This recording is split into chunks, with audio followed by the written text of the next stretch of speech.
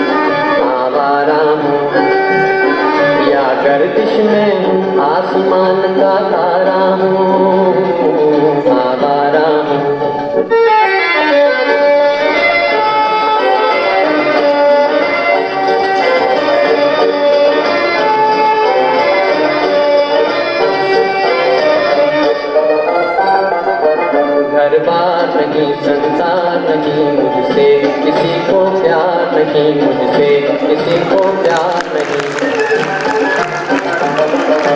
पार किसी से मिलने का इकरार नहीं मुझसे, किसी को प्यार नहीं मुझसे, किसी को प्यार नहीं। सुनसान नगर अनजान नगर का प्यारा हूँ, आवारा हूँ, आवारा हूँ, या गर्दिश में हूँ आसमान का तारा हूँ, आवारा हूँ।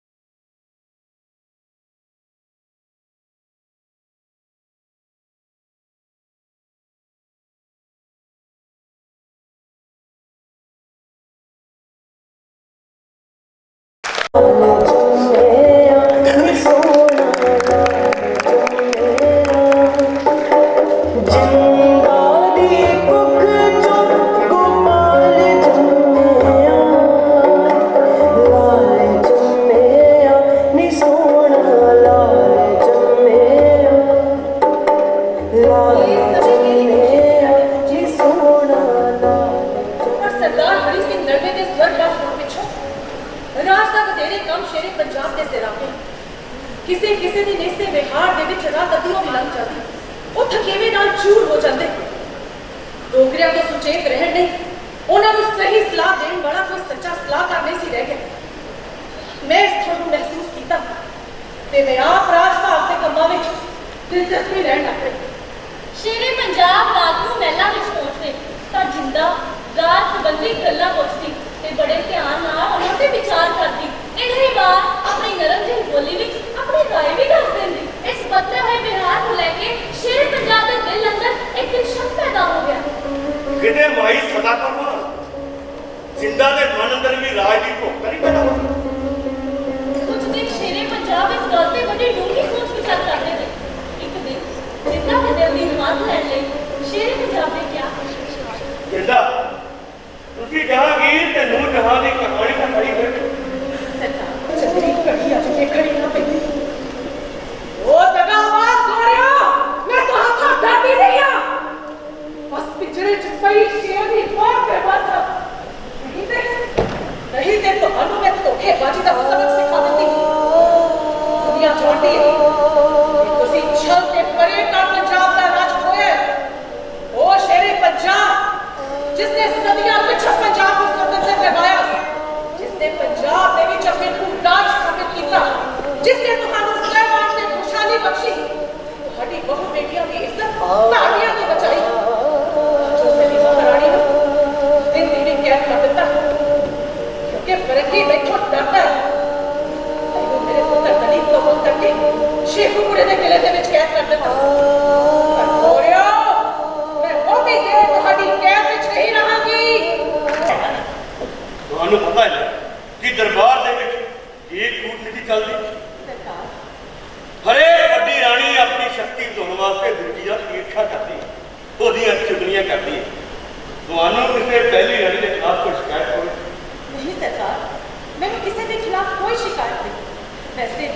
मैं सबकी छोटी भैन हाँ ते छोटी भैन नूं किसे की चुगली करनी होई सुनिया रानी पहाड़ कई बार ਤੁਹਾਡੇ महल ਵਿੱਚ ਆਇਆ ਕਰਦੀ जी सरकार फिर मैं उन्होंने इस व्यापता लई उन्होंने शुक्रगुजार हाँ ਤੁਹਾਨੂੰ ਪਤਾ ਹੈ ਕਿ ਉਹਦਾ ਸੁਭਾਅ ਬਹੁਤ ਚੰਗਾ ਹੈ ਉਹ ਗੱਲ ਤੇ ਸਾਰਿਆਂ ਨਾਲ ਈਰਖਾ ਕਰਦੀ ਹੈ ਕਦੀ ਤੁਹਾਨੂੰ ਵੀ ਨਹੀਂ ਕੁਝ ਇਹੋ ਜਿਹਾ ਕਿਹਾ ਹੋਵੇ सरकार मेरे नाल तो बड़ा प्यार भरिया बर्ताव करते ते वैसे भी और मैनूं वड्डी थाने की गुंजाइश कित्थे रह जाती मैं तो जिंदा दूसरा सरकार का मन होए सरकार ਤੁਹਾਨੂੰ ਪੂਰੇ ਦਿਲ ਨਾਲ ये दिन मेरे लिए खुशी दे दिन सन शेरे पंजाब मैनूं पूरे दिल तो प्यार करते हैं यो एक दिन भी मेरा मुख वेखे मेरा नहीं सन रह सकता